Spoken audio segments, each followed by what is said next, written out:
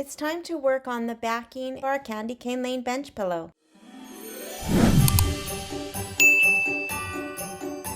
So it's time for the backing, and I am just going to be using plain muslin.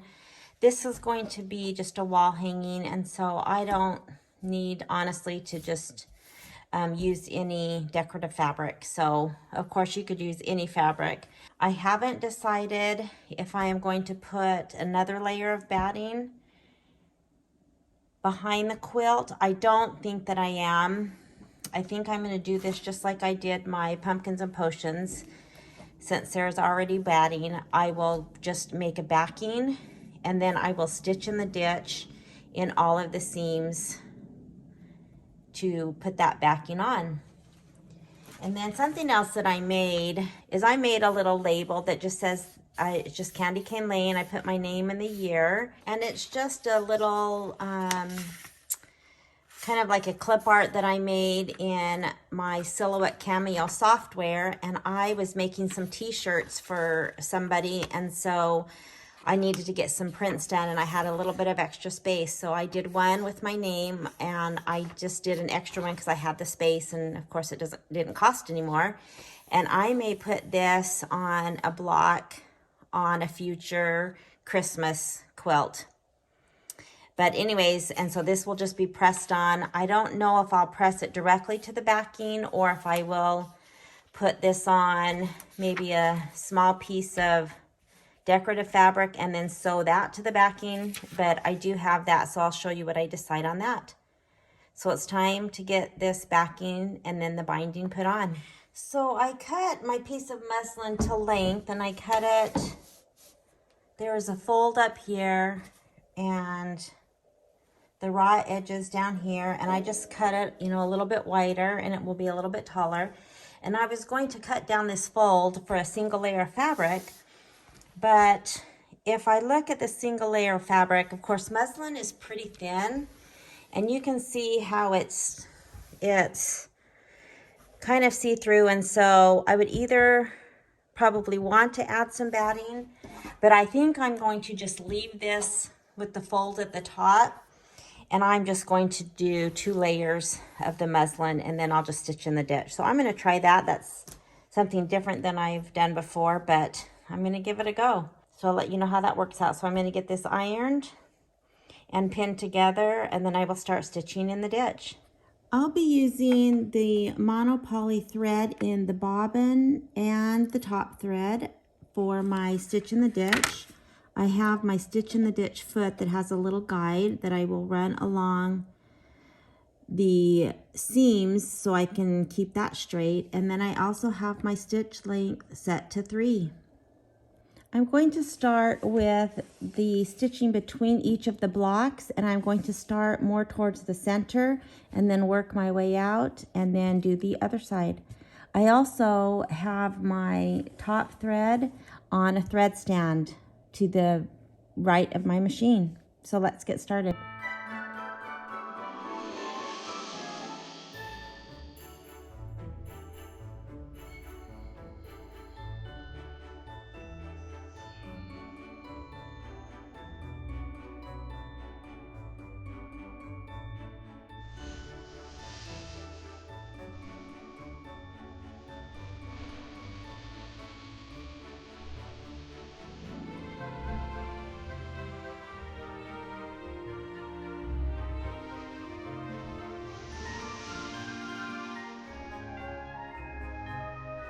So I got all the stitching in between my blocks, and here's what the back looks like. It's just the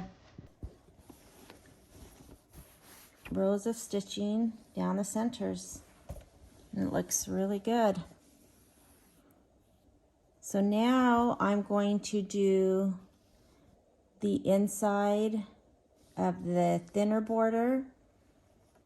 While I'm doing this inside border, it's a little bit higher, thicker on the side towards the inner border because we press the seams towards the inner border. And so I feel like I'm wanting this on my left-hand side instead of putting the smaller side towards the center of my machine, which would be the most logical.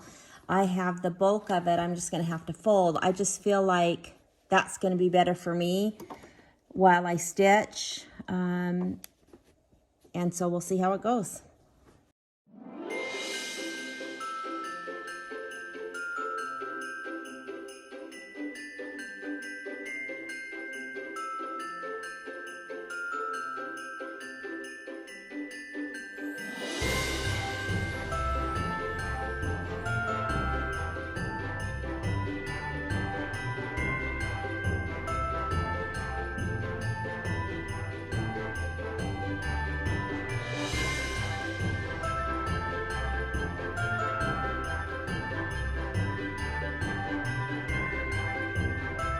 I wanted to show you how slow I'm actually sewing while I'm doing in the ditch.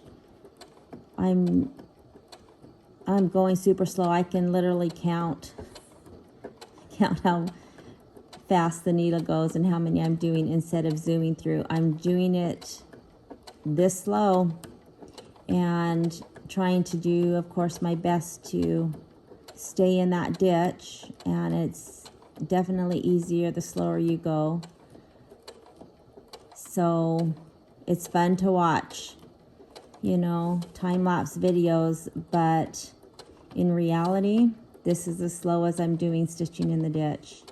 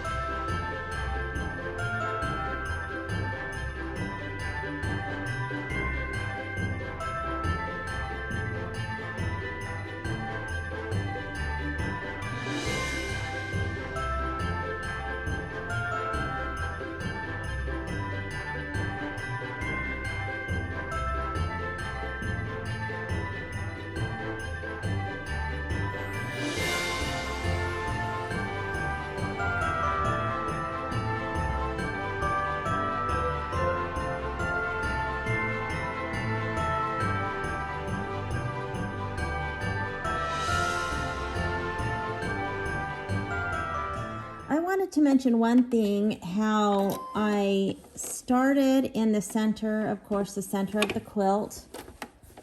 And I started from, I don't know, maybe about right here. And I went from the inner border out, and then, you know, inner border out, and I worked this way. Now, instead of just flipping my quilt, because it would, of course, again, seem logical and that would be easier, I kept rolling it so that I could go from the center out. I feel like that is the best way to get this smooth, and instead of going from the outside in, might be bunch it up. So I kind of, you know, pulled this when I was stitching. So that's why I kept rolling this up instead of just turning my quilt and doing this half this way. Because you want to do it from the center of the quilt out, but I also want to do it from the center of the inside of the quilt out towards the edges. And so that's why I just kept rolling it. So now I'm going to finish this other side, and I'll be ready for the binding. I am going to take white thread. In the directions on the white glitter, it said to do a top stitch. And remember, this was so traumatic and everything I had to do, so I never did top stitch. So I'm going to take white thread and top stitch along the snow as well.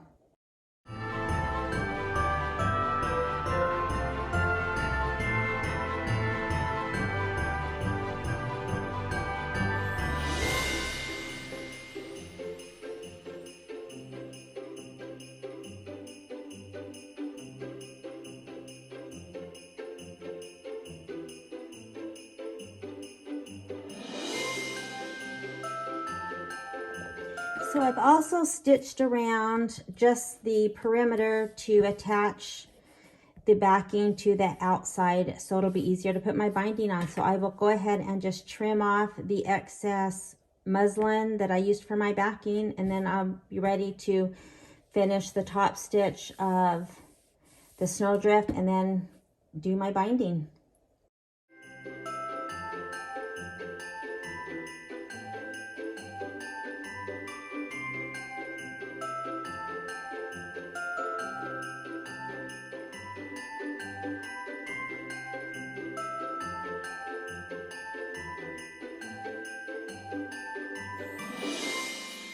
So I'm top stitching just with white thread, and I decided to also stitch a line on the bottom because I put 2 layers of the flock HTV, and you're really not supposed to layer those. That wouldn't in the real world stay if you were doing that on like a t-shirt or something. And so that's why I decided to go ahead and run a stitch down this edge as well as on the top. Again, the directions just call for a top stitch on, you know, the curvy side, but I'm doing both.